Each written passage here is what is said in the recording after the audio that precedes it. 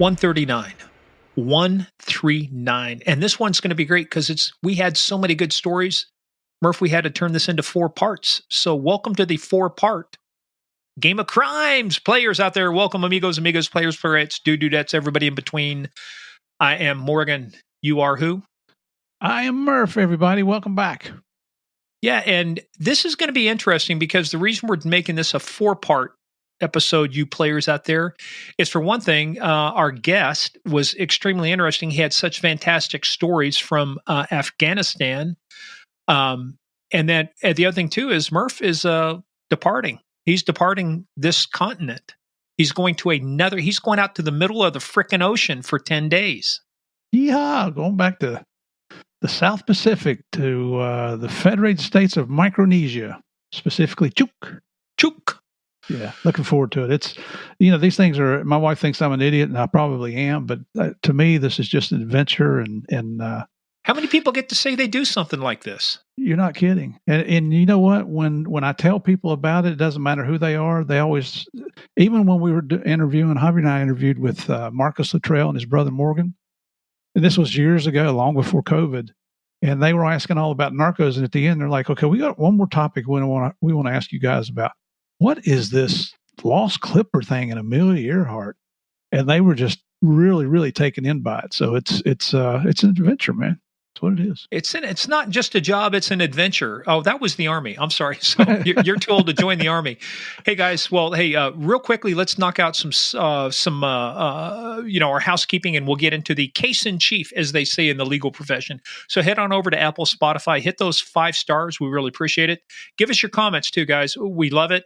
Even the bad comments, because I like it when people say bad things and mean things about me. We just use it for marketing, and it really helps. So, but I prefer you to say nice things. Everybody says nice things about Murph. I'm the one that gets the bad things said about me. So, Murph, you're more popular than I am. Well, I say a lot of bad things about you, so that probably covers for everybody else. That does. Yeah, you do. All right. But hey, also head on over to our website, gameofcrimespodcast.com, where you will see the book coming up from our guest, as well as some action shots, some action pictures coming over from Afghanistan when he was doing work there.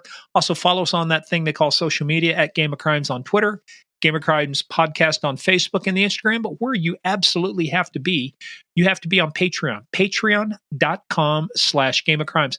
And Murph, we just got through reviewing Along Came a Spider, the James Patterson novel that was turned into a movie starring Morgan Freeman. Oh, yeah. I love that movie. Freeman. I remember watching it a long time ago, but it had been so long ago, I had forgotten about the ending. So it was like watching it all over again. Yes, and it's a good psychological thriller. Of course, our job is to talk about some of the technical inaccuracies in there, but overall, we really like the movie. But you're going to have to listen in, patreon.com/Game of Crimes, to see what we think about it. For those of you at our highest level, we've got our Warden of the Throne coming out, and then we've got things like 911, what's your emergency? We've had some interesting calls on those things. We've got our monthly Q&A, which we will get to for you folks listening who are members of Patreon. Our Q&A is going to come out a few days late. Why? Because Murph is going to be in the middle of the ocean, the Federated States of Micronesia, specifically Chuk, looking for evidence that Amelia Earhart was held captive there. Yeah, it's exciting, man. I just hope we find something now. I really do. First, then there's a couple of reasons. One, so we change history. The other is so we get some of our money back. Yeah, turn this into a TV show. Like we said, the worst thing in the world. That's why we were talking about maybe some of the networks and the other people didn't invest in it. Everybody remembers what happened with Geraldo Rivera and Al Capone's vault. The biggest nothing burger on TV, I think, ever recorded.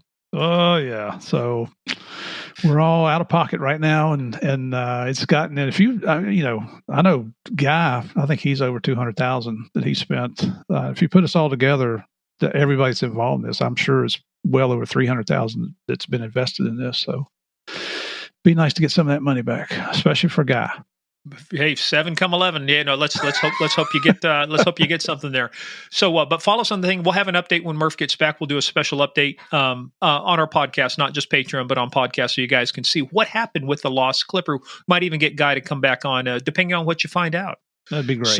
But that's where you need to be. And also make sure you go over to Game of Crimes over on Facebook. Just type in Game of Crimes. Pull up the fan page run by our favorite mafia queen, Sandy Salvato, ruler with the iron fist with the velvet glove. We've got a lot of good people there, Murph. We got hundreds of people in that group, and we get some of our stories from there, our small town police blotter, our inspiration for some of the episodes. We've actually gotten some of the episodes based on what you people out there have told us to do. That's right. You ask, and we try our best to deliver. June Hawkins came from a request like that. That's what got you out of the doghouse eventually. It did. And now, our good buddy Patrick O'Donnell is interested in getting her on his podcast, so we're making that happen for him. And he's good. He's always good, Patrick, or your buddy out there, brother out there, is always good at trading, so he's got a guest for us. We got a guest for him. So hopefully we're going to get this lined up. Another certified bad guy. This one will be interesting. Yeah, that if you're looking for another podcast, Patrick has cops and writers. Yep. And it's not all about writers, but he's an accomplished writer now as a retired police officer in Milwaukee. Is that right? Milwaukee, right? Yeah, and it's not just writing reports like at 10:32 hours I was eastbound in my patrol vehicle when I spotted said suspect. No, he actually writes really good fiction. So you got to go check him out, Cops and Writers podcast. Yeah, it's not like saw subject inebriated, arrested same. Saw drunk, arrested same. That's right. But head on over there, but also head on over to our fan page. But remember, folks, this is a show about crime. We talk about bad people doing bad things and bad people doing bad things to good people. We do take the story seriously, but what, Murph? I know you've already figured it out. We never take ourselves serious. Never take ourselves seriously. And as proof of that, we always reserve a section. And it's always time, like you say, it's 5 o'clock somewhere. Guess what time it is, Murph? What time is it? Let me ask you, what time is it today? It's time for Small Town Police Blotter. All right. Better at that. This one comes from Kansas, Murph. Wichita, Kansas. All right. This one's going to make you, this. Do I need to stand up? Oh boy, I don't know. This one, a 39-year-old man was stabbed.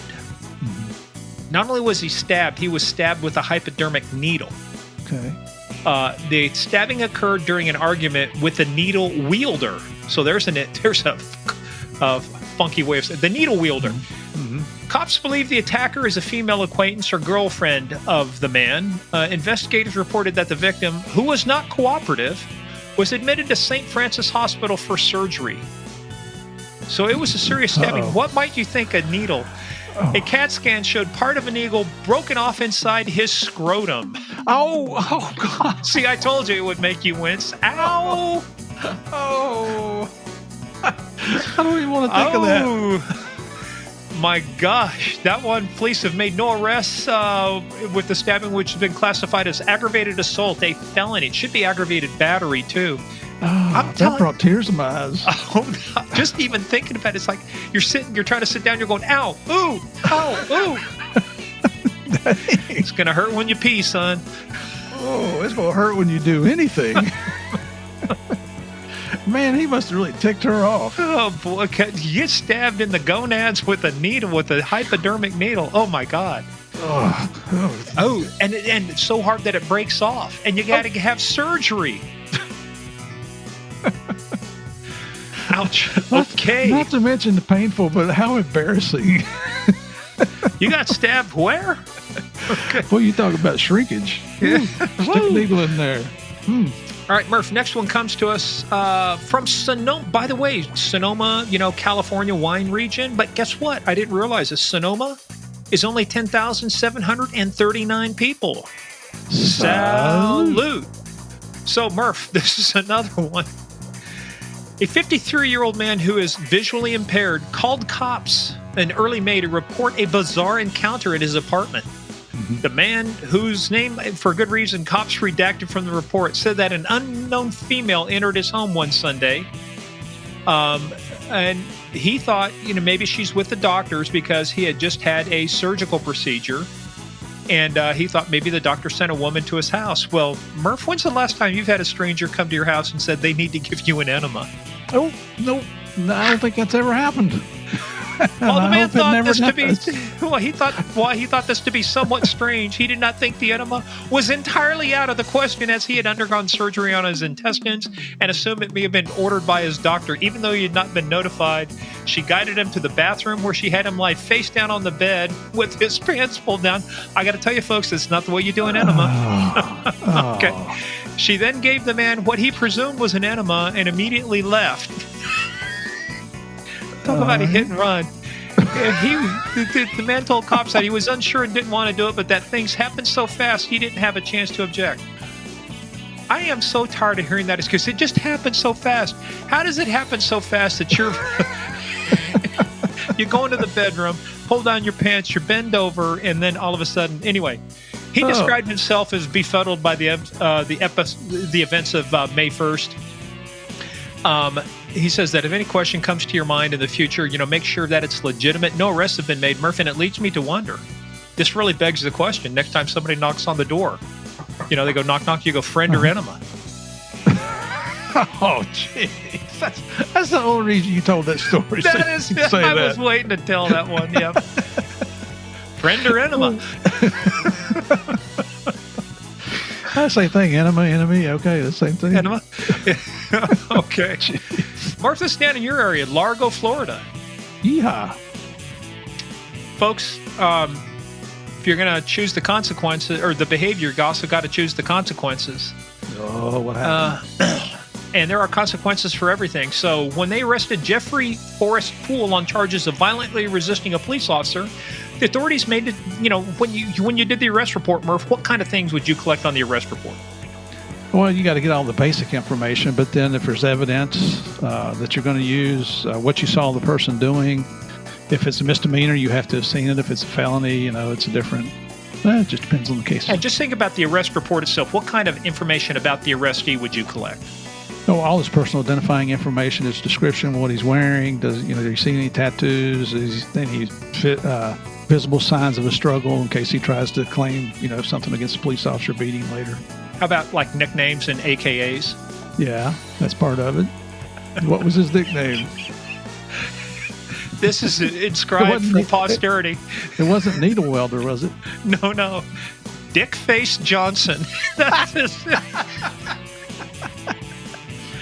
That is his AKA listed forever on the police report. That is one of his aliases. Oh, that's not an endearing name, is it?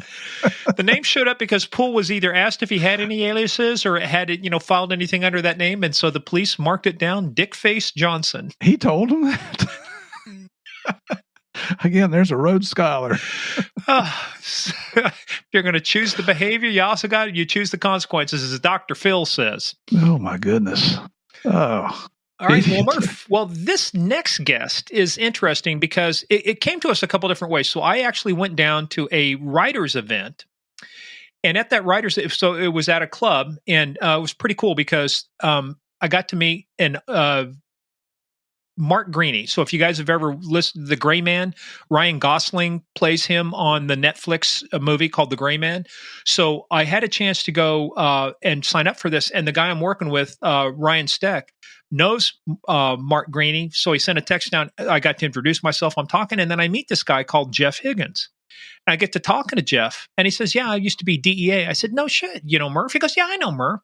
I said, and he's written 11 books, so we got to get his book out. So, his book was launching. So I said, well, we got to get you on the podcast. And when we did, Murph, it was like, we got through that first story about Haji Bajko, and it was like, dude, we can't cut this short. We got to come back. So it's going to sound a little strange, but we've got 4-part interview with Jeff Higgins. And, you knew Jeff from back in the day.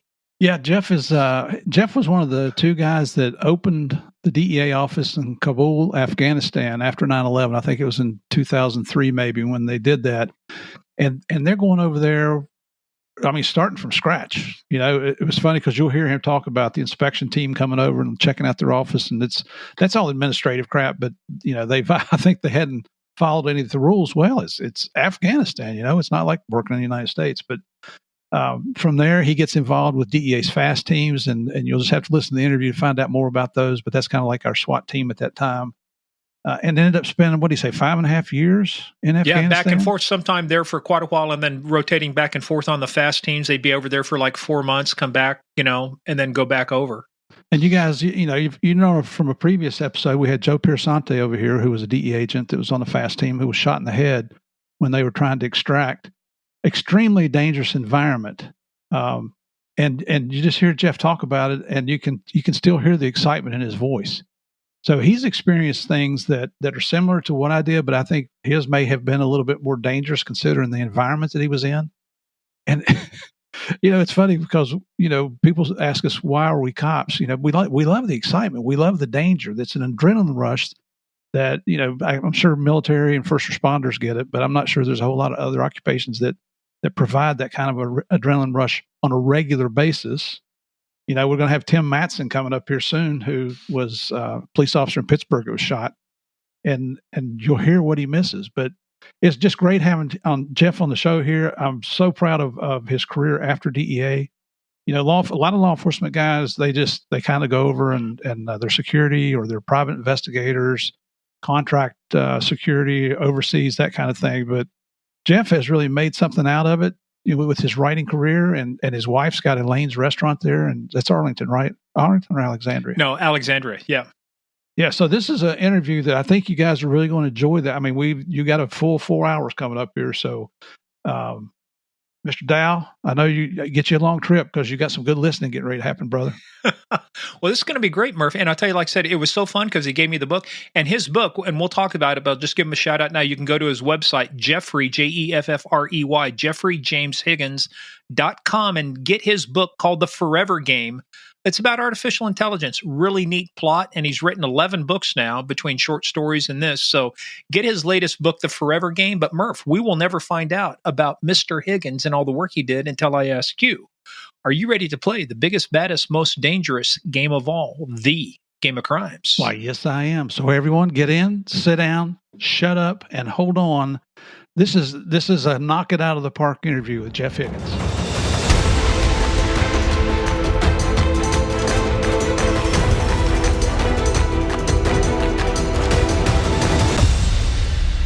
Well, this one's going to, every one of our episodes is going to be great. We always say this is going to be great, but this is going to be great for two reasons. Number one, because this was serendipity. I show up to a book signing event, and who do I see at this book signing event? It's the guy I went down to meet, the guy I'm working with, and Mark Greeny. But then I meet this guy. This guy seems interesting. He's running a restaurant. I'm going, this dude's too sophisticated to be running a restaurant. Then to come to find out as I talk with him, he's former DEA. He's written a bunch of books. And by the way, I apologize for this in advance, Jeffrey Higgins, but your wife is very interesting. She is. Oh, wait, where are you going with this? More interesting than anybody I met that night, except maybe for Mark Greeny. So I'll tell you what, they got it going on. Well, first of all, let's welcome him to the show. Jeffrey James Higgins, author extraordinaire, former DEA and Hillsboro County. Woohoo! Thank you so much for having me. It's an honor to be here with you guys. You guys are legends in the community, so it's so much fun to chat with you. Legends in our own minds. There you go, brother. Legends in something. I know you serve Lebanese wine down at your restaurant, but have you been hitting that a little bit too hard before you got on this podcast? I probably have, yeah. I don't make you a bad guy. No. Hey, well, it was so fun because just a couple weeks ago, the guy that I'm working with, we've actually had him on our show too, Ryan Steck. He's got some books out, but he works a lot with the thriller authors. And he said, hey, Mark Greeny's going to be there. So he said, hey, I'll introduce you. Had a chance to go meet Mark. Well, then I end up going to this very nice restaurant, which we're going to ask you about in a minute, Jeffrey. And I was, first of all, I got to tell you, Jeffrey, you ran an excellent event. First of all, I love the area. I love the way it was designed. And I love the fact that you're doing stuff for authors. So before we even get into a lot of that stuff, tell us real quickly about your restaurant, what you got going on there, and why you focused a lot on the writing community, the author community down there in the beautiful town of Alexandria, Virginia. Yeah, thanks for asking. Yeah, it's Elaine's Restaurant. It's located at 208 Queen Street in Old Town Alexandria. So it's like the historic district. We're a block from the water. From the end of our block, you can see the Capitol. And really, do you get flooded? We don't, because there's a little bit of a hill going down. Yeah, okay. That park is Founders Park right at the end of our street, and that gets flooded sometimes. Yeah. But this is, I'm not a restaurateur. It's my wife's thing. This was her dream. It's named Elaine's after her grandmother. My wife told her grandmother when she was 12 years old, she said someday she'd have a restaurant and name it after her. So that's really her thing. So she renovated the place. She did our interior decorating. She is the heart and soul of that. I'm really just the hired help at this point. Well, you did an excellent job being master of ceremony. So why did you focus on the writing community down there in Alexandria with your restaurant? Because you've got events going on all the time there. I mean, when I took a look at this, I said, how did I not know this? Yeah, we're doing sometimes lately, we've been doing about 4 a week. So we have a lot of events going on. And honestly, I've been a full-time writer since 2017, other than what I'm doing with the restaurant. And we seat 120. And I'm like, this is a place where we can just give people a space to celebrate their books.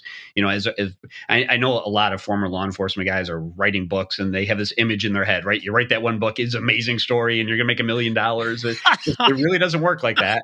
Not at all. And even trying to find a place, to get together, you go to a Barnes and Noble, maybe, a dozen people show up or something. Like it's not the same. So, we have good food and liquor and the beautiful space. So that's what I've been doing. I've been running literary events and just trying to, give authors a place to get together with friends and family and, put out some pictures. And honestly, I've really been honored to interview maybe over 50 authors at this point. Had a lot of New York Times bestsellers in there. We've had local authors. We've had poets and children's authors. My thing is I'll never say no to an author. If they're looking for a space, we'll give it to them. Nice. Yeah, and it's great little space too, and that's what I was saying when I was checking it out, because I'm checking it out. Where's you do your recon, and Google Maps is a great way to do recon. Where's the parking and everything?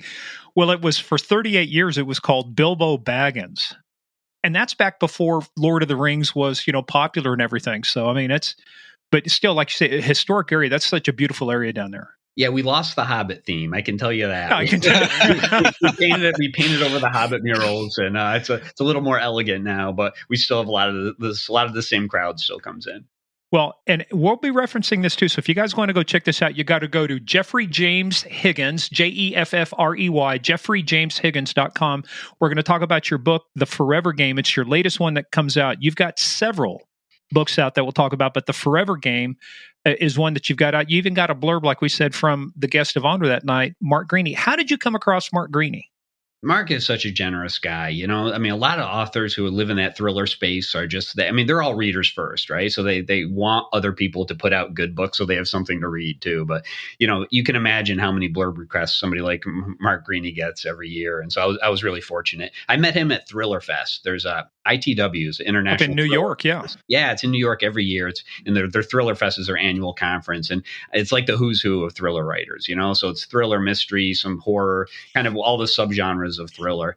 And I just bumped into Mark and, chatted with him. And he seemed like such a great guy. And so that's actually a really good way, by the way, for writers in your audience to get into the community and start meeting people and, be part of that community, help other people out, up and down the ladder. Everyone's on a different place in that journey of writing and publishing. And where, so I think it's a good lesson. Wherever you can help somebody out, try to do it. And that's what we're doing through our restaurant. Oh, and I took his advice too. So I'm going to go up there, and he said volunteer 1 year at least volunteer. So I'm going to volunteer up there.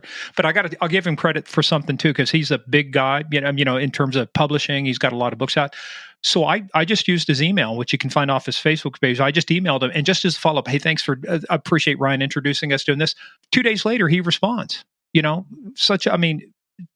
wouldn't have had to. I figured it was just going to go into a spam bucket somewhere, but the dude replied. So, kudos to him for doing that. Yeah, there's a good lesson in that too for authors. Like you need readers, and so when people reach out to you, try to respond to them. I always do too. I'm sure I don't get the same amount of mail as Greaney.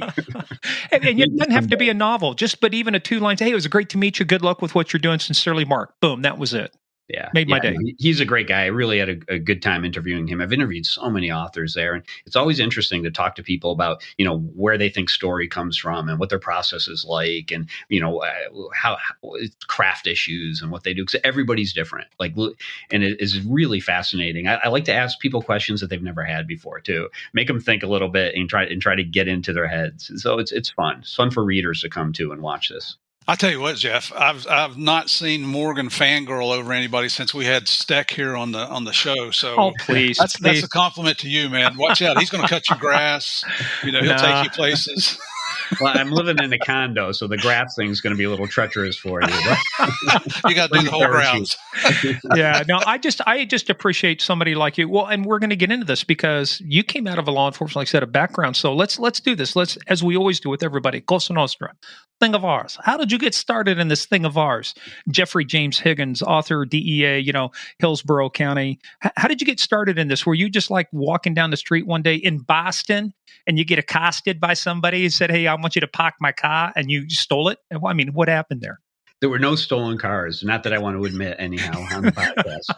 No, it's not a denial. Into it. I always wanted to be a writer, and it was something that I never thought. Like, a lot of people grow up wanting to be a cop, wanting to get into it, and I didn't. I wanted to be a journalist and a writer. And then I was actually out of college. My undergrad was in journalism, and I was a reporter, a news reporter, and then I was a news editor, and I was interviewing cops. And I was like, I would get so excited when they tell me their stories. I'm like, this is great. Where'd you go to school at? I was at Boston University was my undergrad, and then University of Cincinnati for my master's in criminal justice. But I just got into it, and then I thought it was really interesting. In between reporter jobs, I took a job working for a private investigator firm. And honestly, I was like a big Robert Parker, the Spencer series, big fan of his. And I was thinking, oh, this will be great. Work as a PI, get some fodder for my books, and it'll be exciting. And then all of a sudden, I was surrounded by people who were in law enforcement, and I really respected what they were doing. These were guys who were trying to make the world a better place and putting themselves out on the line and, literally risking their lives. And I did that for a while, and that rolled into me wanting to be a cop. And I still in the back of my head, I was like, I will write books, but I wanted to go try that for a little bit. So I went to the Hillsboro County Sheriff's Office in Florida. Why Florida? Why not stay in Boston, or somewhere around there, Northeast, where you were, you're from? So this was early 90s, and there were law enforcement freezes all over New England because of the economy at the time. And I mean, I looked everywhere, and there were other challenges too to trying to get hired. But I applied to a dozen places. I was looking all over the country. And Hillsboro County Sheriff's Office is a professional outfit. I think they were the third largest sheriff's office in the country at the time. And, it looked like a good place to be and go try it. Maybe I'd watched too much like Miami Vice, but there we go again. Oh. That seems to be the common connector between everybody that goes into narcotics. We all watch Miami Vice. Other than we just had June Hawkins on, like we said, from the detective from Griselda. She started before Miami Vice was a thing, so she was OG back before it was Sonny and Crockett and Tubbs. But did when you went down to Florida, did you have offers from anywhere else? Did you apply federally, or was that like the first one that came through and you took it? I'd applied to DEA, and they had a hiring freeze right when I was in the hiring process, Naturally. Which is probably it's good timing. But I'd applied to a bunch of departments, and I was getting listed and things. But I took the first offer from a decent department I got, and that was from Hillsboro. And I went down there, and I liked it. I was really fortunate. I don't know about you guys, but you look back over your career, and I just got to do so much fun stuff, so much exciting stuff. So working for so many different groups, kind of a unique experiences, and the guys I got to work with. I still keep in touch with guys that I was in the academy with in Hillsboro, in Tampa, back in '92. So I started in patrol. I went to auto theft task force. I was in street crimes. I ended up in the organized crime bureau doing narcotics work. Really, really fun stuff. And each for people trying to get into law enforcement too, like each one of those jobs I could have done for a whole career. Like patrol is the place where most people start, but patrol is one of the coolest jobs in law enforcement. I know there's new challenges now, certainly, and there's a lot of liability and other issues, but I got into a shooting while I was in my field training program. So I was like in my first couple of weeks. Well, you can't just gloss over this, say, let's not bury the lead, because I had that note here when we talked about it earlier. So set the stage for that. I mean, you are, first of all, when you went through, how many people were in your class approximately, if you remember? I don't remember, but not a lot, probably 30 something, they were hiring, but it was back then. There were places, there was a lot of competition to get on, which now I think I know a lot of places are looking to hire, and they're trying to lower their if you had a class of 30 now, that would be called a huge class, Yeah. Yeah, I know. Everybody's understaffed, right? I was just talking to something in Arlington, I'm in Alexandria, Virginia. Arlington, Virginia was right opposite DC, and they're down like a huge number of officers. Like, I don't know how they're even going to field enough people in patrol at this point, So it was a very different time. Yeah, the guy that used to be the chief down there, Jay Farr, been a friend of mine for a long time. He retired a couple years ago, but he's kind of like Nick Saban. You kind of see something coming, and you go, punch out. Well, let's talk about this though. So you go through this. So you guys go through the academy. About how long's your academy? 6 months, 16 weeks? There were two. So we went through the Florida Academy, which all law enforcement officers in Florida go through. And I think that was about 4 months ish. It's been a long time and I'm old now. So about 4 months. And then we had to go through a Hillsboro County specific academy at the end of that, which I believe was only a few weeks or a month or something. So, it wasn't that long. But yeah, that's what I'm saying. So you've been in training for a whole time. Now you're out with your FTO. You're starting to train. Had you dealt with weapons before? Had you done a lot of shooting, hunting, or anything? Or was this like your first exposure to weapons? Yeah, no, I wasn't a hunter, and I'd shot weapons before, and I had some pistols, and I'd shot rifles and things. But no, it wasn't. It's a very different thing too, right? When you're carrying a gun on your hip, and I mean, it's like a rookie when you first get that thing, you're like checking it with your elbow all the time to make sure it's still there. It is very different carrying a gun. And then when I started, I worked in like 3 distinct neighborhoods, and the first one was kind of upper class. This is when you go through field training, so I was in this upper class neighborhood. It was kind of wealthy. And ironically, that's where I got into the shooting. Right. And then I went to more of a gang neighborhood. There was a lot of Hispanic gangs and I was a gang coordinator. And then I ended up in the poorest part of town. I volunteered for these midnight shifts in the projects, and that's where people really need to figure out what they're doing fast. And it was super exciting. Well, let's go back to your training. So you said you were a couple weeks into training with your FTO when this happened? Yeah, in a wealthy kind of neighborhood too. So the type, even working like a night shift, the stuff we were doing wasn't that. It was a lot of domestics and that kind of thing. And we got a call for a loud party. I think because when you're in training, they'll try you in the day shift, they'll try you in the evening shift, they'll try you in the night shift. They give you a little exposure to everything. And so this was like a party going on. It was a barbecue, and there was a neighbor who had been drunk and belligerent. So it's about as boring a call as you can probably get. And full moon though, which is, you guys probably know, it's selective memory, right? But it seems like every time that happens, the crazies would come out. But we arrived. My partner and I arrived at this thing, and we're talking to people, and they're like, "Oh, this guy was causing problems and yelling, and he lives right down the street, and he walked down there with a daughter of the people who are having this party." And so my partner and I were just walking down the street to talk to this guy. It's a public disturbance. It's literally misdemeanor stuff. You do the informal policing where you just tell people to be quiet. You try not to go make arrests and bring the judicial system into play. Which means you're trying to do your best to avoid paperwork. Nobody wants paperwork unless it's absolutely necessary. Yeah, and it's also that's how most conflict gets resolved, right? Except for there's laws for domestics and things. If you go there and there's signs of abuse or there's signs mandatory, you have to do mandatory things now. Exactly, which is probably the right thing, right, for domestics. So, I think that is a good rule. But for everything else, even minor crimes, a lot of times you can just solve it with warnings, and you can talk to people and make sure it doesn't happen again. That's called officer discretion. That's not allowed too much anymore. No, well, now you've got a lot of people in patrol who are sitting in their cars not doing anything proactive, which is part of the reason we have these rising crime rates. I think DC homicide rates are up like 180% or something right now. It's really bad. And you're seeing that. What do you expect, right? You call all cops racist. You say all cops are doing the wrong thing. And then you charge people for doing the job as they were trained to do it, when they're defending their lives. We've seen this all over the country. I've actually written a bunch about this.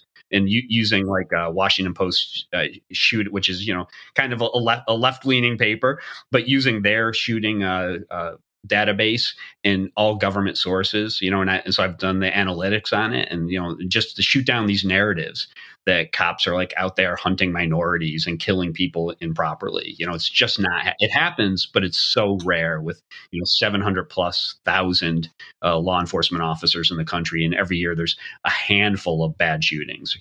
Literally, and a lot of them are very few. Every now and then there's one blamed on racism, but generally not. Generally, it's just a bad shooting, but there's a handful every year, maybe 20 plus like unarmed black males shot. And when you consider the hundreds of thousands of police interactions a year, the number of people who die from that, no, you don't want anybody to die, but it's less than the people who die from malpractice. It's less than the people who die from a variety of other things.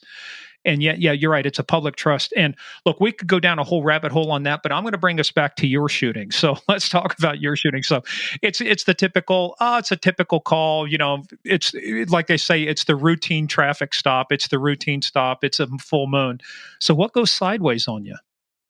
Like that's patrol, right? Like you just never know. And that is one of the coolest things of patrol. Like, you could be sitting having the most boring night ever. And then we had these terminals, these DXTs in our car, they beep with a call and you could literally be fighting for your life like 5 minutes later. Like it's super exciting. But so we're at this call for a disturbance, and my partner and I, we parked, we're walking down the street, we're walking up to this house where this drunk guy who is causing a problem is. And he's out front with this girl, the girl from down the street. And as we approach, he lifts up a gun and shoots her right in the head and kills her right in front of us. Holy like, shit, man. And so my partner and I were walking up the driveway. The guy turns and points his gun at us, and we split. And I went one way, my partner went the other. And I moved up along the side of the garage. I mean, I remember this so vividly, right? Because this is like a few weeks into training. You're like, oh, I guess this is what we're doing out here, And as I was coming up, the guy was getting a bead on my partner who was trying to hide behind a car. And so I drew my gun, pointed it at him, and he pulled back behind the garage. So literally the only target I had was his hand and the gun. And I shot at him and I missed. And I'm going to tell you something, which people tell me cannot happen, but I swear to God it happened. I saw my bullet go over his hand. And, that it's just going too fast. You just can't see that. But I did, and I saw I just missed him. The shot went off. He pulled back, and then he ended up throwing out his gun, and we took him into custody, and he was convicted for this murder. But that moment when you have your first shooting, and I've been in a bunch of them now, like over the course of my career. That first one though, my hearing shut down. The sound of my gun going off was like a dull pop. The auditory exclusion. Yeah, auditory exclusion, and I had the tunnel vision. Everything that you read about, but I had it all because this is literally you're bordering on that fight or flight, right, response.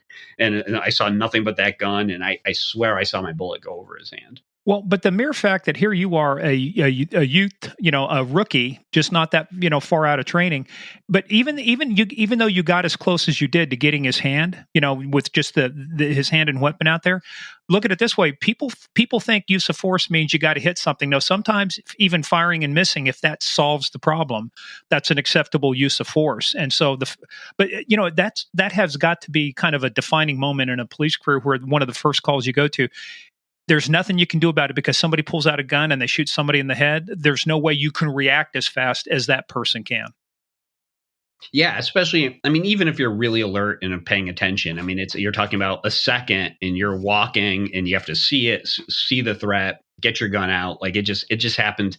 He was partially blocked from our vision. So we had no warning that he was about to do that. But, then after the shooting, I had all those feelings that a lot of cops have. I remember people go into law enforcement because they want to help, right?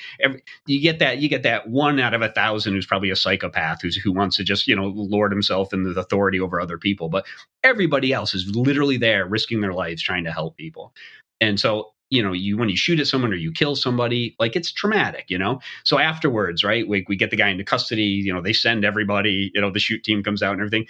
I'm sitting in the back of a car with the door open just because they're like, stay away from everybody, don't talk to anybody. Suddenly it's like you're the criminal, and they take your gun from you, and the shoot team comes out. And so I'm having all those feelings, like, oh, did I need to shoot? Was that the right thing? And people that's why it's really important, I think, especially when there's police unions and things, to keep officers who are involved in this, give them time to decompress a little bit. My partner at the time, he was my field training officer, right? He was like, oh my God, you saved my life. For years, he would just reach out to me and send me clips from like the radio calls and things from that. So it was a big deal for him.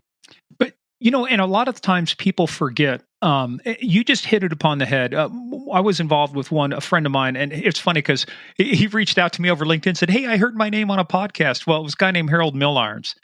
And when this shooting happened, we both were assigned to the same district, the same house. I'm showing up right after the shooting happened.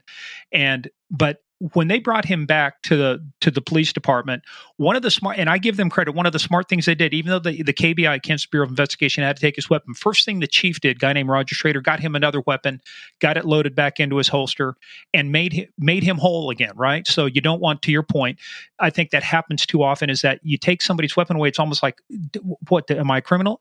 The other thing you mentioned too about even having some kind of representation, I'm going to just take a wild guess based on your own statement, but that's the first shooting you were involved with. You had no idea what was going to come. You had no idea what was going to go on.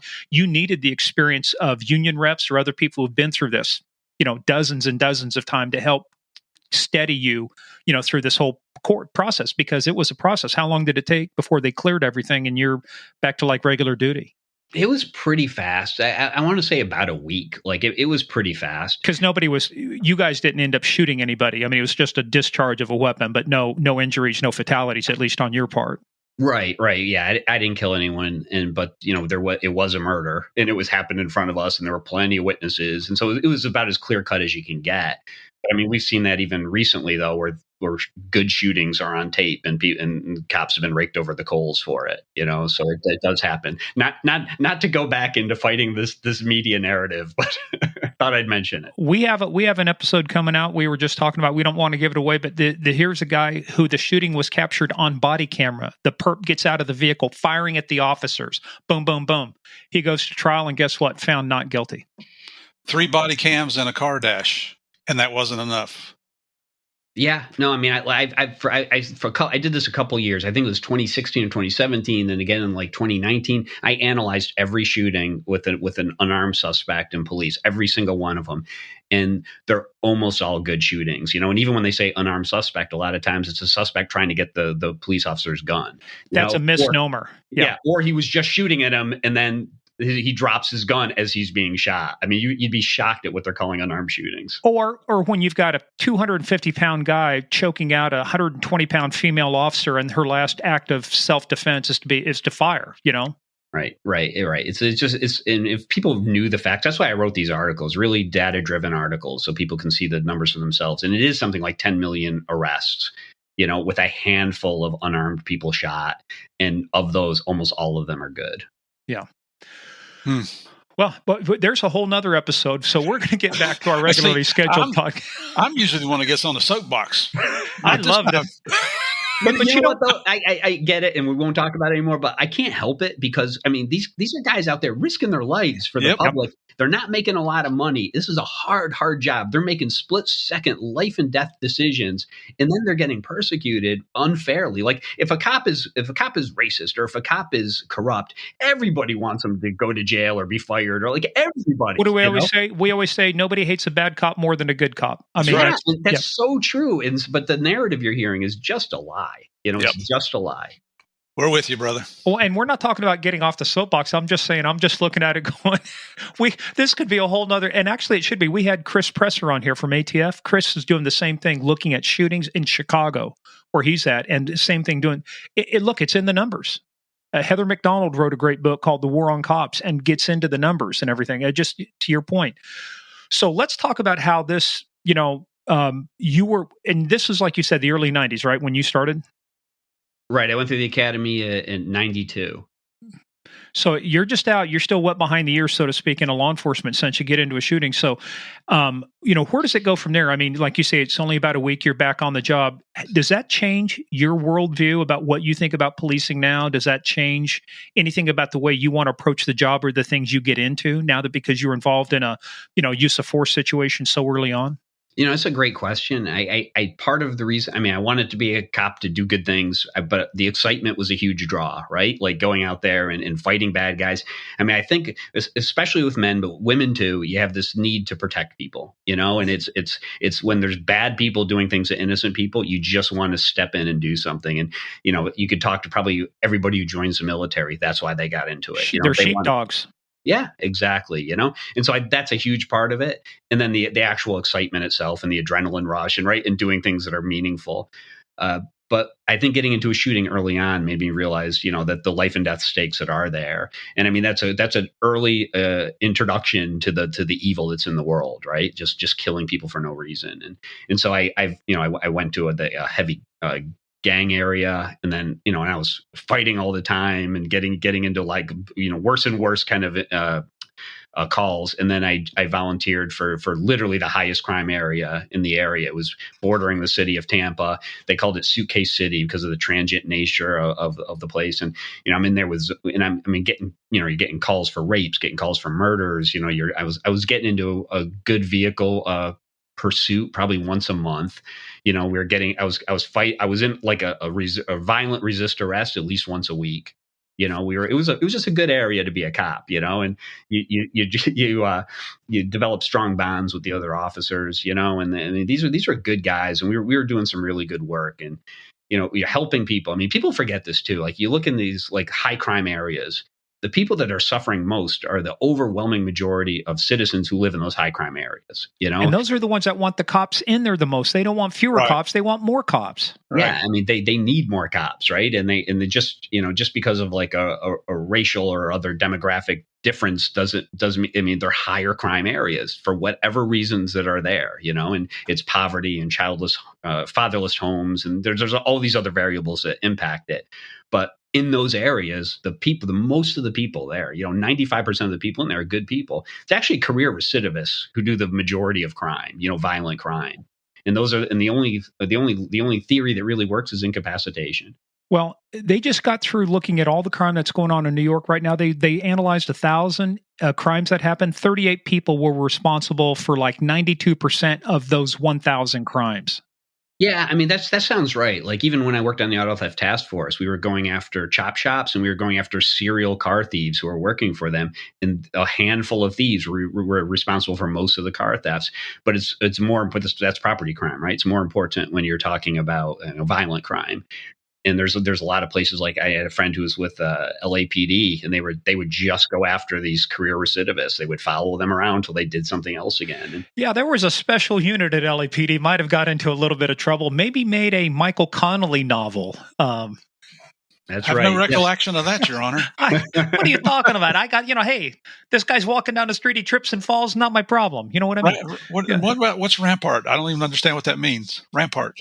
But there are things that work. And so my master's was in criminal justice with a focus on research, right? And so there are things that are actually proven to work, like problem-oriented policing, where you bring all the resources of a community to bear. Going after career recidivists, like incapacitating them. If they're in jail, they're just not hurting the public, right? And you don't want people going to jail for nonviolent crimes for long periods of time, unless it causes nonviolent crimes, right? You don't want to arrest people for silly stuff.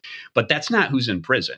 The people who are in prison, even if it's like just like a drug possession offense, that's like their 50th crime or whatever, it's always something that was pled down. There's always violence associated. There's always other bad crimes. So that's when you're working in a high crime area like I was. I mean, you're going after people who everyone's got like, the 50 crimes, and, all the people that you're coming into contact with who are hurting other people in that community are just bad people. Well, and then you hear these stories about like some of the people involved in shooting and killing officers. They've got 5, 10 felonies, prior felonies. You've got people now. I mean, I know people are not going to get upset. They're illegal aliens. It's a legal definition. They're here illegally. The Constitution refers to them as aliens. But you've got an increased number of people being involved in serious crimes. Like Laken, not Lincoln, Laken Riley down in Georgia. And it's just. To your point, the other thing that's the change is, I think what's changed from the time that we were in to where it is now, it's also in the morals of society. When I was growing up, I told this story before. When I was 16 years old, I got stopped by a state trooper. I peed my pants. I was so scared of authority. It's kind of like, but now it's like, they put out TikTok videos and videos out there where people are openly taunting the cops and doing stuff in front of their face. So much has changed between then and now. Look, self-discipline, self-rule doesn't work without self-discipline, as Paul Harvey said. So, man, I think we've gotten away from so much of that. There's just not enough self-discipline in society. So, people they believe what they see in the media, right? They believe what they're told. People are just living their lives. They don't have time to look into the data. They don't have time to look. So they're easily manipulated in a lot of ways. And this is regardless of political affiliation, right? Everybody's kind of like this because you don't have time for it. And they're just, the narratives that are out there are just wrong. They're just lies, and if people believe that like all cops are racist, all cops are corrupt, all cops are doing the wrong thing, then you can understand why they act like the way they want to resist and they don't trust the police and whatever. But they're being told one thing, and there's a small cadre of political actors that are behind it who just want to destroy the institutions of this country. And I mean, they will tell you that. They openly admit it. That's what they're trying to do. And when they push, that's why they're pushing these narratives. And unfortunately, a lot of the media goes along with it for whatever reason. And so they just perpetuate these lies. And it's been really bad for law enforcement. I mean, I wrote about this in 2016, where I predicted this lack of people, like good recruits, having to reduce, I mean, this has happened in other places, right? It happened in Miami in like the 90s or the late 80s. If you drop your standards, the people you get coming in as police officers will not do as good a job. Right. And the people who suffer most are poor people who are living in high crime neighborhoods. And let me tell you who nailed this. It's when Walter Isaacson, I think, wrote the bio about Steve Jobs. And Steve Jobs actually had it nailed. He said, look, A players want to work with A players, but B players end up hiring C players, and pretty soon you've got the bozo explosion. To your point, I think you could make a case to say I would rather have fewer officers that met our standards than hire more officers where a percentage of them didn't meet our standards and we're simply trying to fill seats. Because to your point, then you start looking at what happens from an internal investigation standpoint, what happens from a liability standpoint, what happens from a community standpoint. I think the risks and the costs are far greater, but to them, success is about the process. Well, we hired 10 officers. I would rather hire 3 officers that are going to meet this. I don't care who they are, male, female, name it. As long as they meet the standards, they meet the training, they meet the ethical guidelines, they pass the background, rather than hiring 10 simply because we need 10 cops. Standards are standards for a reason, right? And if you don't need to reach that standard, then the standard was wrong to begin with. But if you're lowering it below your minimum standard, you will have problems. And the media puts it out there because, I mean, this is private industry. They're in it to make a buck, and the more viewers they get, the more advertisers they get. So they're willing to put, whether they put their spin on it or not, which seems like most of them do, they're still going to put it out there, whether it's true or not. Well, this is what we were told, and here's our source. And so therefore we're putting it out here to bring in the viewers, to bring in advertising dollars. It's all about the buck, make another buck. And what's the old saying? That's too being a report. If it bleeds, it leads, right? So Yep. Well, let's get back again to our regularly scheduled podcast. This is fun. We've got all sorts of sideline diversions here. But let's talk about your transition, because you said at one time you applied for DEA. Why? And what made you go back and apply again? Because eventually you end up on DEA. Yeah, so it was just the proactive nature of narcotics enforcement. There's a lot of reactive police work, but going out and running stings and doing undercover, and it just seemed like it was a lot more interesting. It was a lot more stimulating, a lot more difficult in a lot of ways, right? When you're crafting a sting or you're working undercover, there are a lot of moving pieces to that, and I thought that was more fun than sitting back and waiting for a crime to occur and then trying to investigate it. So I'm a thriller writer now, as opposed to like a mystery writer. And now that you mention this, I'm thinking that's it exactly, right? A classic mystery is a crime is at the beginning, and then you spend the whole book trying to solve it. A thriller is you're trying to prevent something horrible from happening. A thriller is shit's about to happen, and every page you're trying to do your best to keep it from happening. It's not like, well, who's the killer going to be? Dude, I got a nuclear bomb about to go off, or somebody's about to blow up the president. We got to do something now. Exactly. So now that I think about it, that's sort of the same thinking when I chose where I wanted to be in law enforcement. Yeah, that is a great analogy. That's yep. Good. You could either be a mystery writer, like work for the FBI, or be a thriller writer and work for the DEA. Yeah, DEA did some, that level and that type of law enforcement. Like I ended up I spent most of my career doing like counterterrorism work, right? So going after terrorist organizations and things. But that the protocols and the strategies that drug enforcement officers use, right? Whether even on local levels or whatever, that works so well, and it's so effective because you're getting proof of crimes in progress, and you're going after people that are committing crimes, especially people like in organized crime that are so far away from the actual like murder happening that they're difficult to charge, right?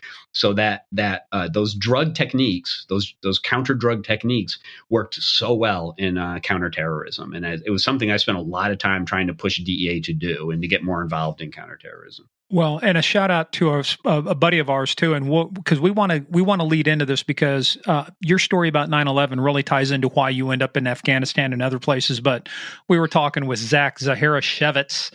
I got to get this name. I kept calling him Zaharashevsky one time, known like Manischewitz, but Zaharashevitz. But so I think about cases like Victor Boot, which you told me when we were talking. Murph will have to find out he has a tie-in to Victor Boot to the case.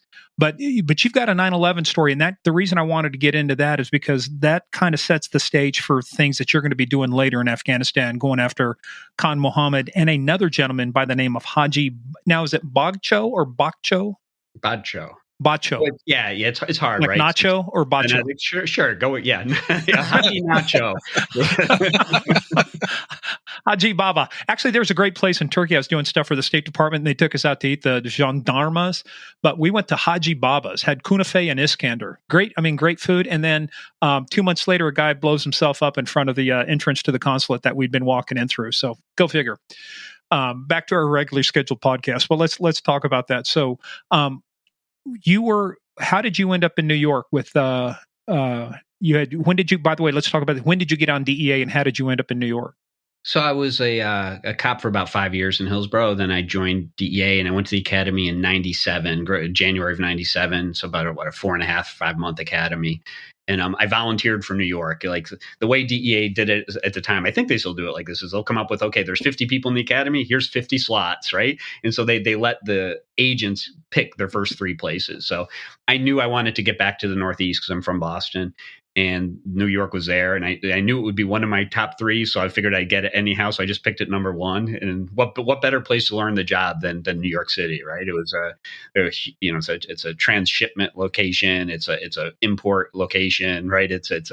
There's violent criminals from all over the world that are in New York City, and so I figured that what a great place to learn the job. And it was. There were all the big organizations were there. It was a first point for drugs to come in for a lot of places in the New York, all the way out to like Chicago. There was all kinds of organized crime there. There were Colombian hit crews. There was a lot of good stuff to do in New York. Well, and it's the home of Derek Maltz. Oh, yeah. I worked. So I knew Derek in New York, and I also ended up working for him at our special operations division. So he was the SAC of the SOD who welcomed me in there years later. Oh yeah.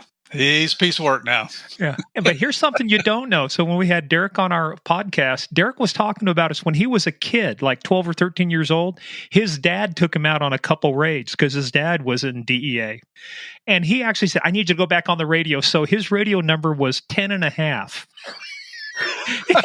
His dad had Derek get on the radio. This is 10.5. We need this, I think it was Derek who told me this, but didn't his father take him out and like have him follow a suspect up in an elevator? Oh, yeah. Yep. And tell us which apartment they go into, and then report back. Yep. If that doesn't turn you into a special agent, I don't know what will. Now, I can just imagine an operational plan being delivered now, to an ASAC somewhere. You're going, well, part of our strategy is we're going to use my 12-year-old son to go follow the suspect. Okay. Yeah. What's interesting, though? That is DEA, right? Like right down to the core. Like it's mission focus. It's about getting the job done. It's maybe working in some gray areas and bending some rules. I swear, everything I did that really mattered over my career, I did because I was not really listening to what I was supposed to be doing, or I was telling people I'm going to do it anyhow. I mean, I lived in that gray area, and not legally, but procedurally for most of my career. Most DEA agents learn that, you're not violating the law, but when it comes to policies and procedures, you look at them as strong suggestions. And it's easier to ask for forgiveness than it is to ask for permission. And the other thing, it's easier to go execute on the mission than it is to file a memorandum that has to make its way up to headquarters and come back to you 6 weeks later. It's like, screw that, Yeah. What I realize is in a lot of my writing, and I have 3 published books out now, but a lot of other ones, whenever it's law enforcement related, I always have my protagonist who's just breaking rules and doing this thing. But that was kind of my career, This is funny. Mine's just finally, I'm getting the first book done. I'm getting my editorial notes back. But funny you should mention that, because my protagonist, a detective with a secret CIA past, same thing, man. Just like you said, Murph, policies are for wankers, That's a guideline, Well, a lot of times somebody does something wrong, then they make a policy to prohibit anything around that could cause that wrong thing from happening again. And it just doesn't apply. So I can guarantee you in the highway patrol and on the police department, there are some new department policies that are because they hadn't thought about this before, and I brought it to their attention. But you want your agents to be mission focused too. You don't want them violating rights. You don't want them violating laws, but you do want them just getting the damn job done. Get the job done. You don't want them saying, "Oh, I can't because I haven't filed this form," or "I can't because this." I mean, I like the Khan Mohammed case, which was the first narco-terrorism case, a precedent-setting case under the 21 USC 960A. That first case, I literally had my supervisor telling me to drop the case. And I'm like, yeah, okay. Like I wasn't going to do it, like I knew it was important, but it's like every big case I did, I had to go, just get things done. And some of the stuff we did, and this is why I love DEA, by the way. A lot of agencies are so top-down driven, but DEA, the guy at the point of the spear is the agent. And so much of DEA is just at that group level where it's a supervisor and the agents, or just the agents themselves, the case agents on a particular investigation, making decisions. And that's why they're so effective. Well, let's revisit. Let's keep that thread going, but let's talk about Europe and New York. Tell us about your 9/11 story, because we got this. Zach was up there at DEA headquarters in New York. What about you? What was going on that day? Yeah, so I was working in the New York division, and then I just gone to the task force where I was working with NYPD and the state police, and just a bunch of great guys, by the way. It's in law enforcement, you just have that connection wherever you go. And I've worked with cops all over the world now, and there's always just, people, you see life as it is, you understand the evil in people and the good in people, and you understand human nature. And working with the NYPD guys was fantastic, and the state police troopers was just terrific. But yeah, I hadn't gone in yet that day on 9/11, and I remember I was at the gym, and so I heard somebody say that a plane had hit the tower in New York. I was literally at the gym, and I went to the other room and watched it. And as soon as I saw it, I'm like, "That's terrorism, right? A clear day." And I remember the announcer talking about, "Oh, it could be navigational problems and all this." I'm like, "No, right?" So I used the phone at the gym, and I called in. I said, "What are we doing? What's our what's our response?" And of course, the case agent was there. It's like, "What do you mean? There's no response? Just whatever, just business as usual." So I'm like, "Okay." So I jumped in the car, and I put on my lights and sirens, and I raced down as fast as I could. And when I was coming down, the second tower was hit. I was up in Connecticut at the time. I remember driving down the West Side Highway and seeing people streaming up the side of the West Side Highway between the river and the highway, thousands and thousands of people. It looked like a Godzilla movie, like people just streaming, trying to get away from it. And the two towers, smoking in the distance. And yeah, it was. I remember the radio coming out when the tower came down too.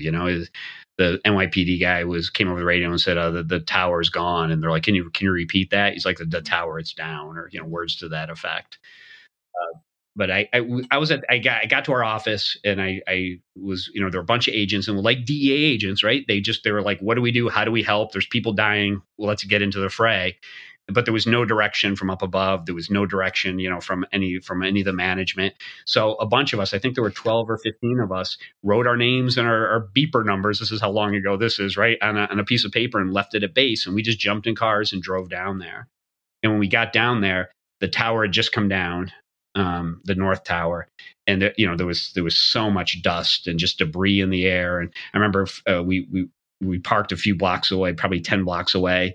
And then I was walking down, and we met some of the NYPD PD guys. And there was a captain there, and there was one of the fire captains was there. And I remember saying, "Hey, what do you do? What's the response?" And the guys was like, "I don't know. My guys are all in there." Like that hadn't happened before. The communications were wiped out because the cell phone towers were on the trade center. There was this huge loss of life, and all the first responders that were lost. So chains of command were wiped out.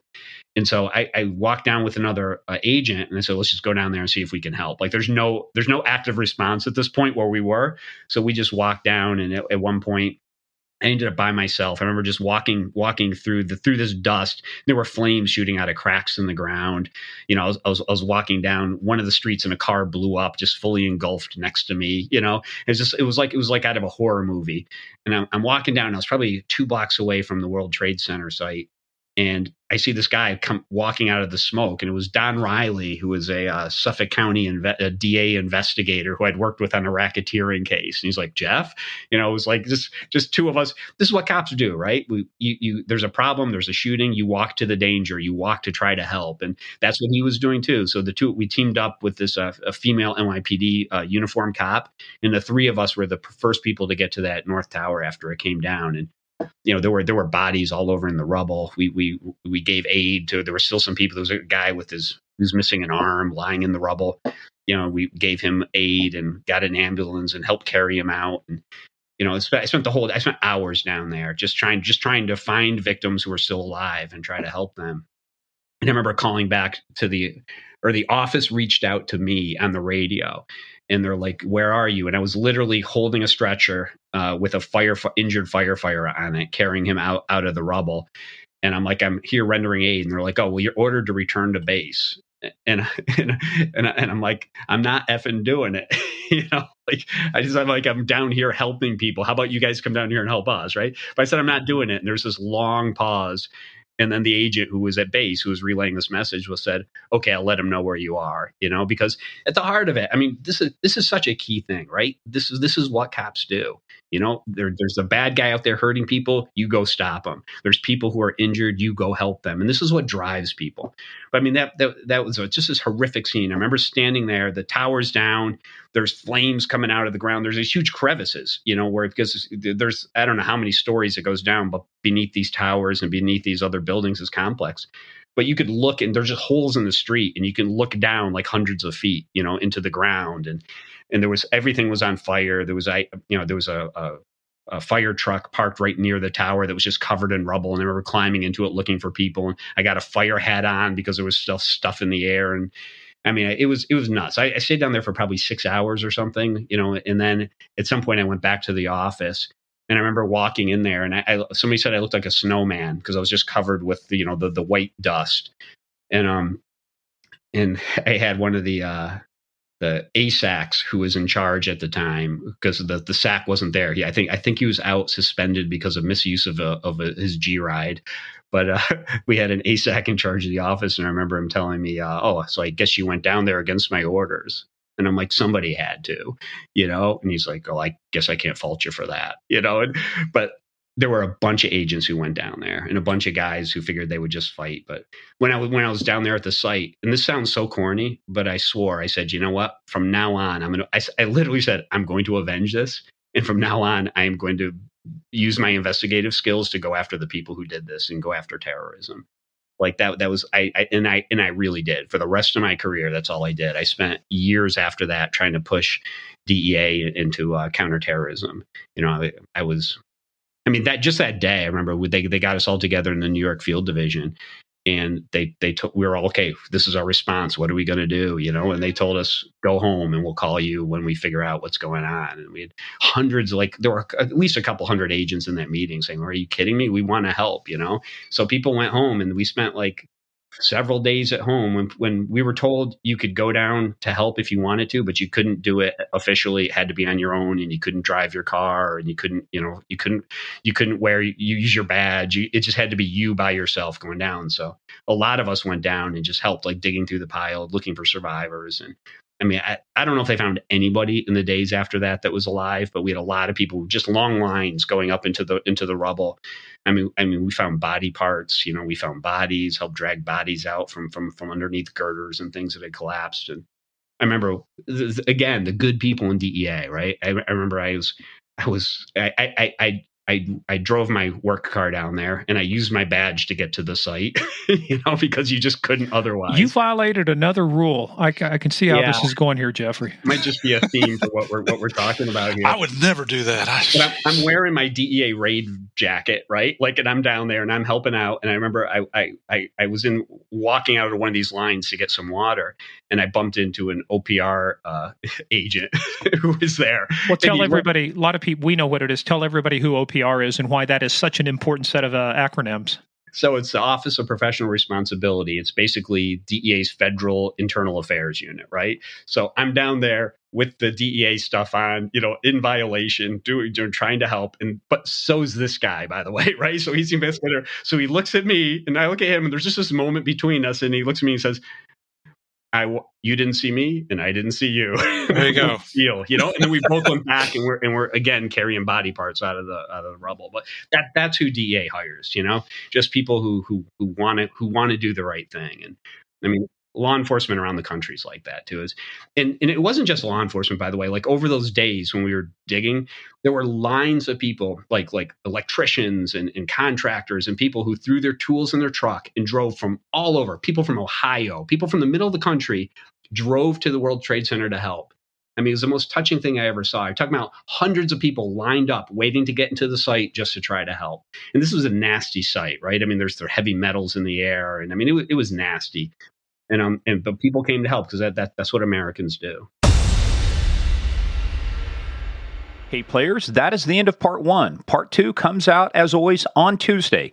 In the meantime, go check us out at Game of Crimes on Twitter, at Game of Crimes Podcast on Facebook and the Instagram. Also, go check out our website, gameofcrimespodcast.com. We've got a lot more information there, including our book list. Any book written by our guests will be listed there. In the meantime, go check us out also, patreon.com/Game of Crimes. It's where we put a lot more content you won't hear on our regular podcast. We go into a lot more topics, and folks, it is a lot of fun. So go check us out, patreon.com/Game of Crimes. In the meantime, everybody stay safe. We'll see you tomorrow for part 2.